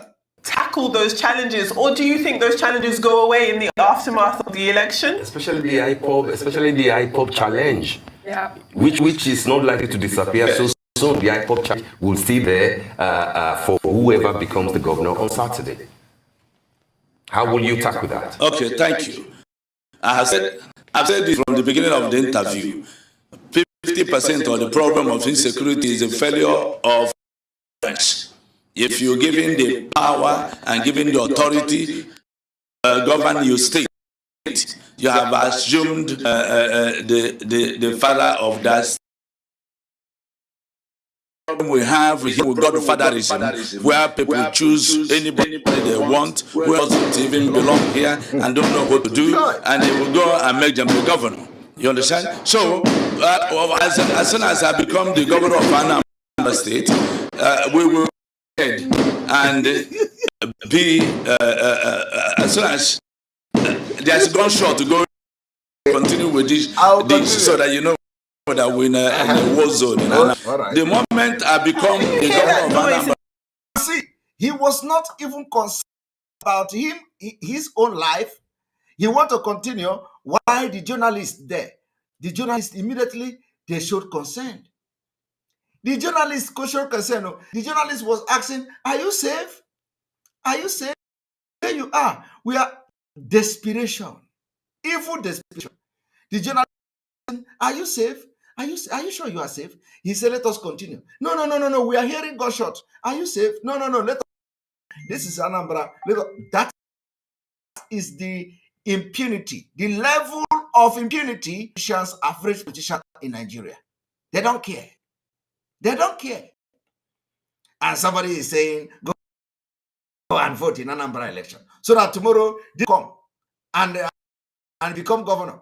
Tomorrow he will sit in the government house. It's raining bullet in the front. And then we will say, let us continue this meeting. the police are taking care of them. This is the mentality. Mentality.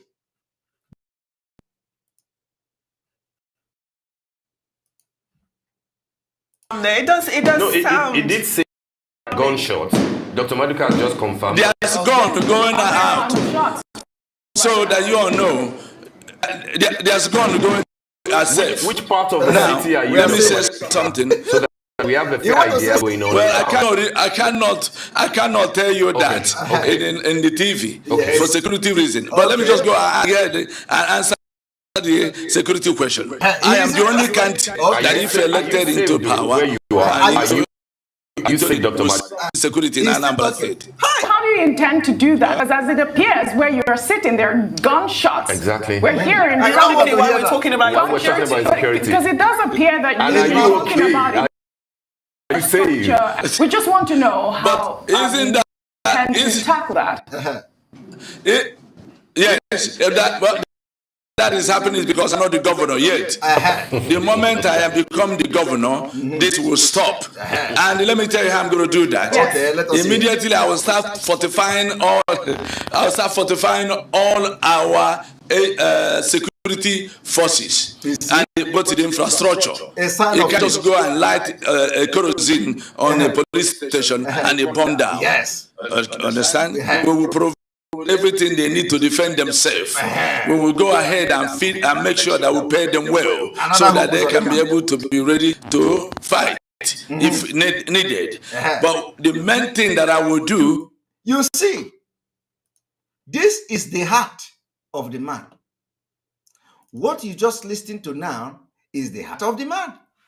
He wants to fortify the security. He wants to fortify the police.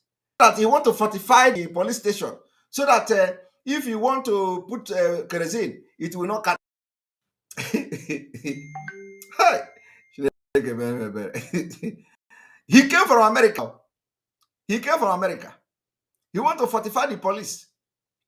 He did not, let me tell you, I don't care what he said after this video, because he did addressing the problem for the fundamental.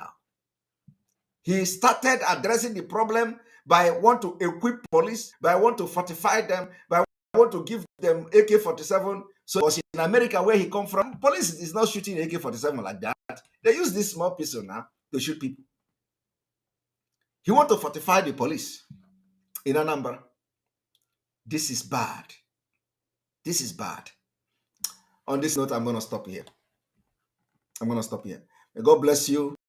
May God bless Biafra. May God bless Oduduwa Republic. May God bless the Belt. May God bless Ambazonians. May God bless Mazi Nnamdi Kanu. May God bless ESN. May God bless Sunday Igboho and Oduduwa agitators. May God bless you watching today. This evening, we have a lot of people. We are going to sleep because of tomorrow. We are going to come online live in the morning to follow up the and go stand as Biafra will decide to send a very strong signal to America tomorrow. Thank you very much. May God bless you all. I love you. Good night.